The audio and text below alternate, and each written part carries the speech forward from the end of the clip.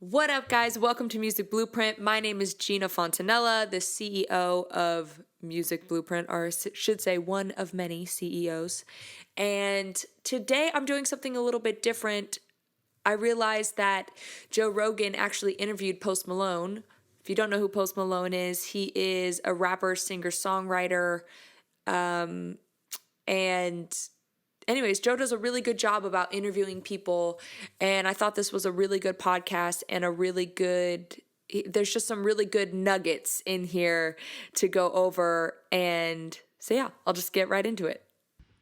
And I felt like I got that VIP wristband. And I was backstage at Ziggy and Tyler's concert, The Aliens. Do you feel like that sometimes when ideas come to you when you fucked up? Like it's almost like it's a gift from somewhere? I have no idea. I think all of my ideas are kind of like mistakes. It's like, because you never wake up and say, today I'm... Hold on. This is such a true thing. If you talk to any producer or writer, some of the best ideas have come by accident, and it's just because you were willing to just mess up. So many times I'll go out on the mic to sing melodies, and I will try the weirdest thing that I can come up with, almost purposefully trying to fail. Something that I was like, this would not fit on this track, and me just trying to fail. And then something awesome comes about it. And he's talking more about that happening through either like drugs or like drinking or whatever.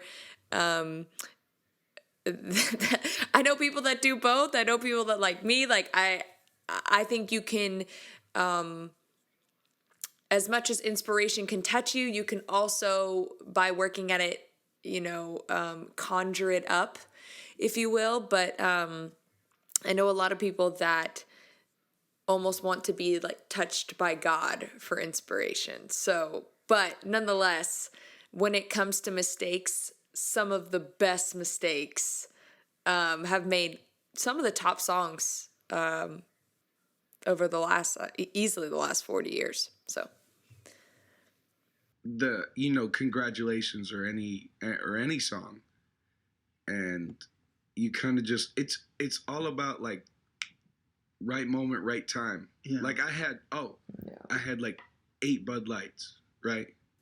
And then I took just a tiny bit of shrooms, and then here it's like, and then it just happens. Yeah. It's like, it is an accident.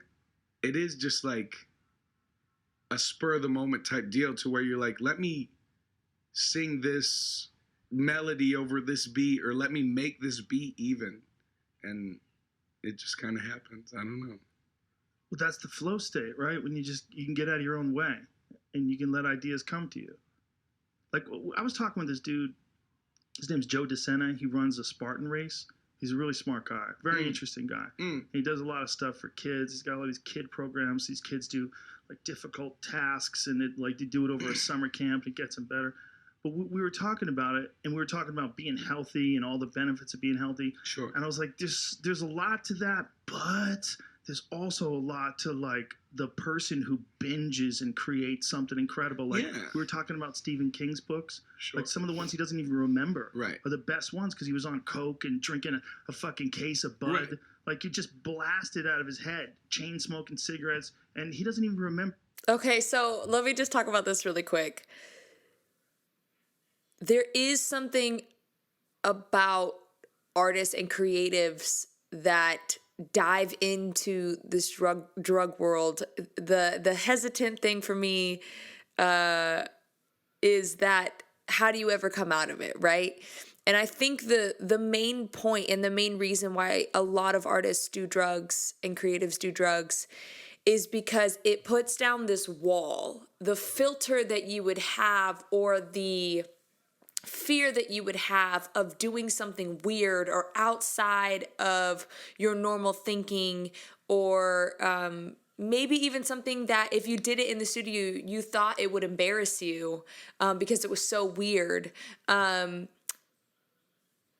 Drugs tend to mute that feeling. It gives you, if you've ever been drunk before, it gives you a kind of confidence that you wouldn't typically have and you wouldn't typically say or do. And so they're talking about, and this is very, very true, but unfortunately there's so many artists that pass away from drug overdose, that are just really awesome creative people that I wish were still on this planet. But there is something to be said about these people that create these crazy art experiences. He's talking about Stephen King and Cujo, and he's like, I don't even remember writing Cujo, and he was just in an altered state of mind. It is a thing. What I like to encourage people to do is not do that, because it's just such a downward spiral. It's, again, it can be a pit, and it's just, you can't get out of it. I'm very much a person of, why don't you try to learn to obtain that without a substance, because that will last you forever. You can't always do drugs. You can't always drink yourself into a stupor. Like it just doesn't last for forever. Something is going to happen. There's going to be a breaking point, rather than if you just teach yourself to be confident and teach yourself to break down those walls of things that are preventing you to experiment and do something weird. And who cares if everybody in the room thinks it's whack that you said it, maybe it'll inspire someone else. Like it's just a trickle effect. So I'm always the kind of person that tries to encourage that instead, but we'll continue. Writing, I think it's Cujo. He doesn't even remember writing it. Like wrote Carrie, Half Blacked Out. You read that book today, man? That is one of the best fucking horror books ever. My dad's the biggest Stephen King fan. Dude. And then he's amazing. But I mean, at the end of the day, it's like to each his own. Yeah. You know what I mean? Right. I mean, whatever gets you through the night. No, some people depends. To each his own. Was he saying for drugs, or to each his own about the creative process? Who knows? Influence of anything before. Right. But I feel like sometimes things come to you when you're like a little high, at least, right, a little drunk, and they're like, I don't know if I would have ever thought about this without the weed. It's well, like they just come out of nowhere. That's the whole thing too. Like drinking rosé or drinking, Bud Light, and then a little bit of just something else. Yeah. Whether it be, smoking a little bit of a J, because I'm an anxious person. You told me before you're not an anxious person. But, not really. But I used to smoke a lot, but now not so much. Maybe I'll watch a funny movie, and then shit. But it's that stroke of genius, and you're like, if I was nothing in my blood right now, but just blood, no booze, no anything, would I have thought of that? And that's the whole different deal. It's key point. You never know. You don't know on either spectrum. Which then to me just goes back to, I love Post Malone. He's actually one of my favorite artists. I'm just not a person that dabbles into the drug world, because I just think it's just too dangerous. And again, man, you can get caught up in some crazy stuff. But like he said, you just don't know. So it's like, what is Post like creating music not with anything in his system? And you could think about that in two different ways, I guess. I'd be curious to see what a Post album would sound like sober. But anyways, continuing on. It's wild, really. I think of pot the way I think of wakeboarding. Sure. Because when you're wakeboarding and you're on that wave, I don't wakeboard, but when I watch people do it, I don't wakeboard either. it looks awesome, right? When they're on that and they're catching those waves, but then when they wipe out, man, they go down hard. And Sure. that's like weed. It's like you're not going to stay on that board forever. If you get really fucked up, that board's going to flip over and you're going to be whenever on your you rip face. that big ass trick, you do the behind the back double spin.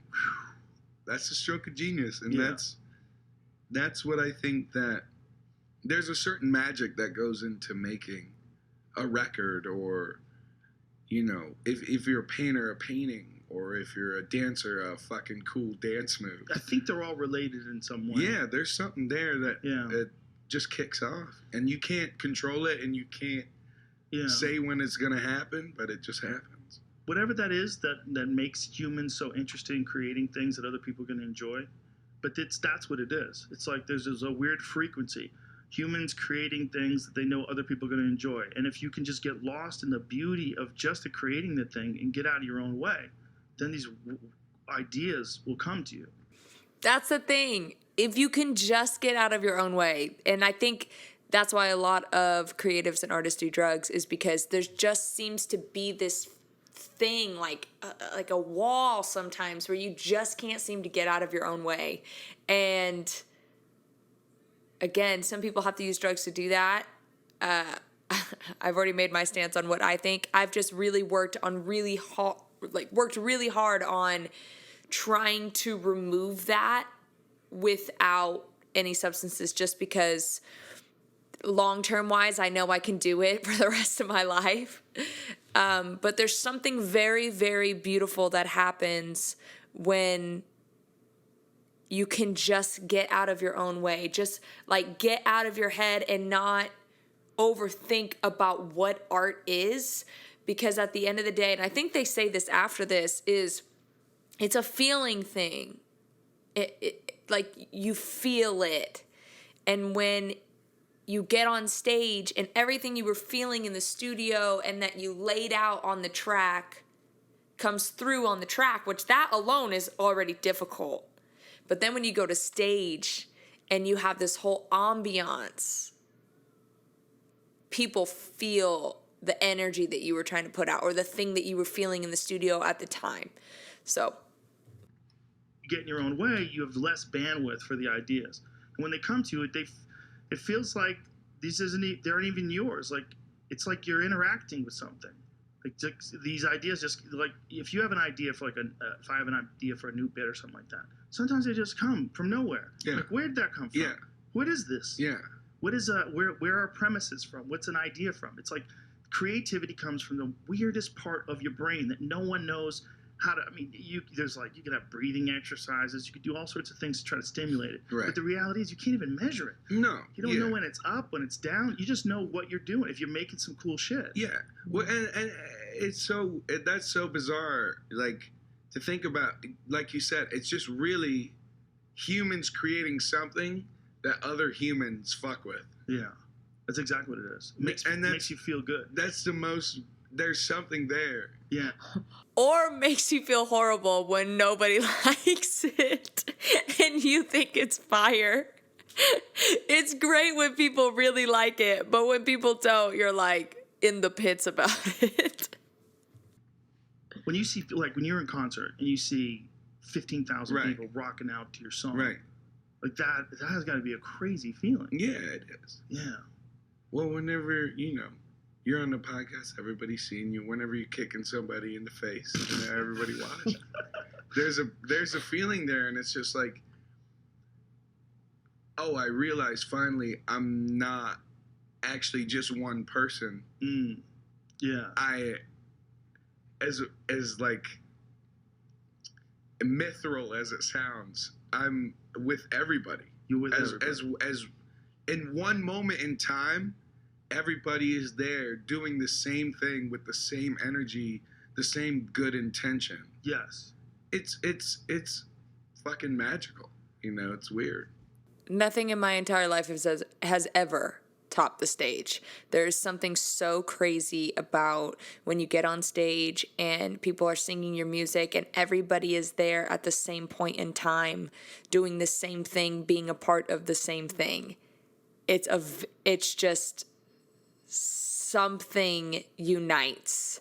There's a very powerful thing in unity, and I think music is one of the few things that connects the heart and the head. And when unity happens in a place with a bunch of people, there is something just so powerful and crazy and energetic that happens. And like he calls it, it's just magical. Yeah, that's what you're doing, right? You're tapping into some magic. I'm trying. But that's what it is. If you think about what kind of alchemy is involved in making the right sounds to make people feel different. Sure. Because with a great song, man, you're giving a person a drug. You know, there's a dopamine rush. You get goosebumps. A great song will hit you. Like when you're doing that, man, you're hitting that audience with 15,000 people, and they're all vibing on this thing that you've created. Like, that's kind of magic. It's fucking magic, and that's the coolest thing. Because if you didn't know it existed, you would never believe someone could do it. You're like, what are you talking about? If there was no music at all, imagine a world with no music, just animals. They never figured out how to make melodies and bars and songs that you write down. We were just animals. And someone told you, hey man, I'm gonna make some sounds, and people are gonna lose their shit. They're gonna be 15,000 people are gonna screaming, dancing. It's just, music is so crazy the way that it does this. And Joe does such a good job at knowing and understanding music and how it works. Because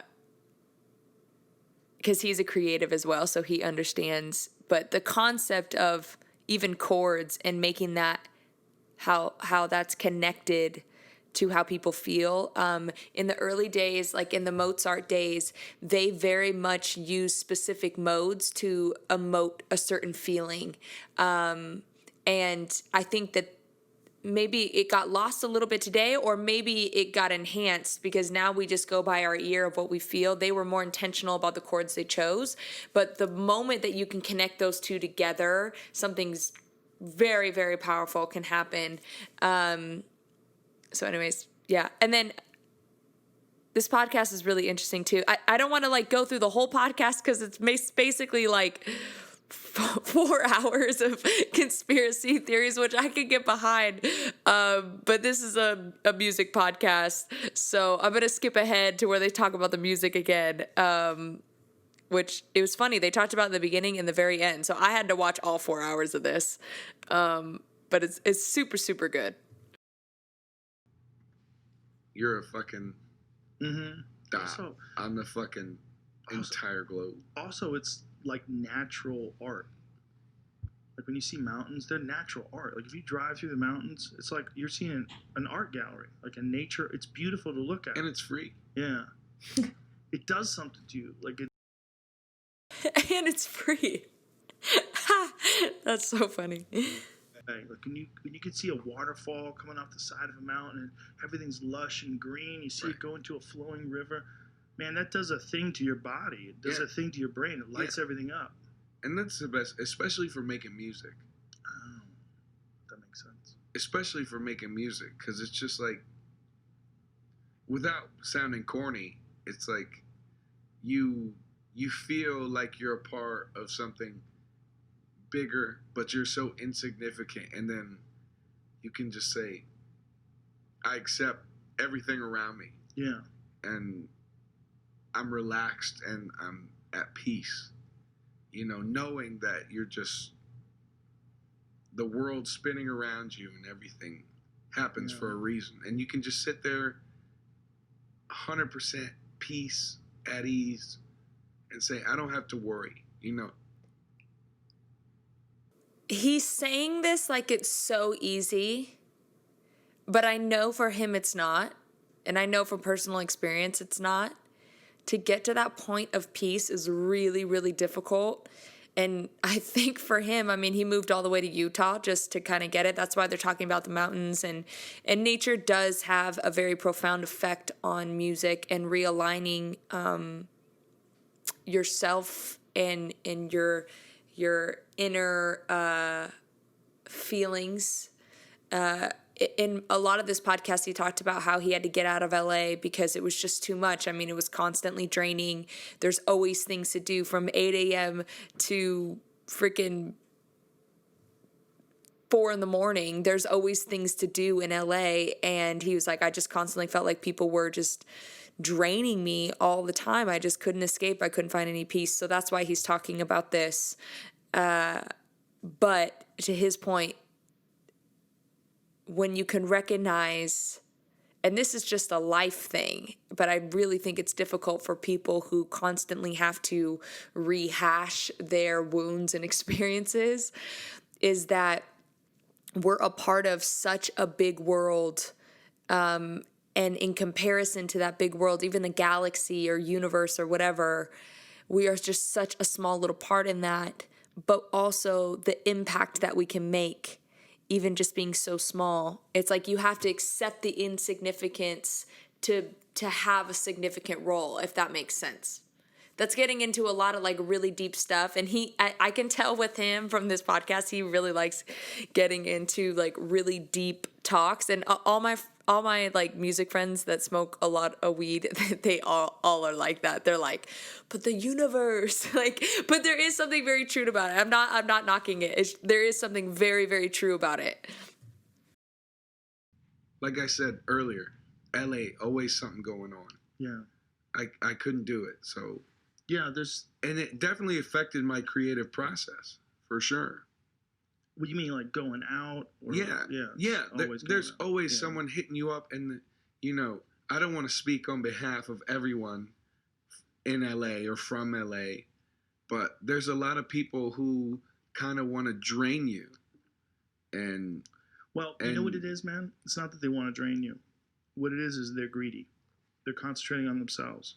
And when they're concentrating on, they're trying to make it. They're trying to get something happening. Right. And they're ambitious. And they're self-centered in that way. And I don't mean that as a pejorative, as a negative thing. Just they're self-centered. So they always want from you. Right. And so they're draining. Like, and when you're successful and you're a guy who's got a lot going on, they think there's a rub. I gotta get to Post Malone to get that rub. Right. I gotta be able to somehow or another get what he's got. Hey man, hit me up. Hey, I'm here. Hey. Let's do that thing. Right. Hey. Right. Hey. Hey, let's go out. Hey, I want you to meet my friend. Right. Hey. And you're like, bro, I gotta make music. Yeah, I'm good at one thing, and that's using auto-tune to sing. So. You know what, though? Careers have been made by perfecting auto-tune and knowing how to use auto-tune.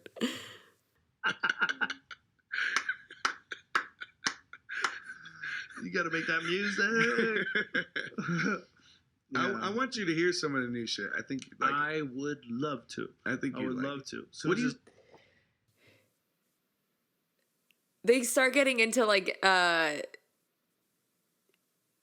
deeper things about like different music that Joe likes too. So this is kind of the end, but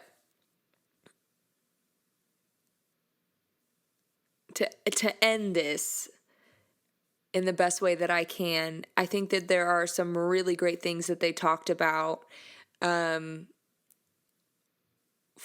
Creativity in any way, shape, or form, if it's inhibited, the best creativity doesn't come to fruition. And so focusing on stripping back those walls and those insecurities and those things and trying to be very vulnerable and honest about what is happening in your life or what has happened in your life or whatever, it's really difficult to do. But if you can just be in tune with the chord that is trying to come out, that is where true art happens, and that's the art that people really resonate with. I've talked about on this podcast before how people know when you're being fake. They know when you're singing about something that it's not true to you.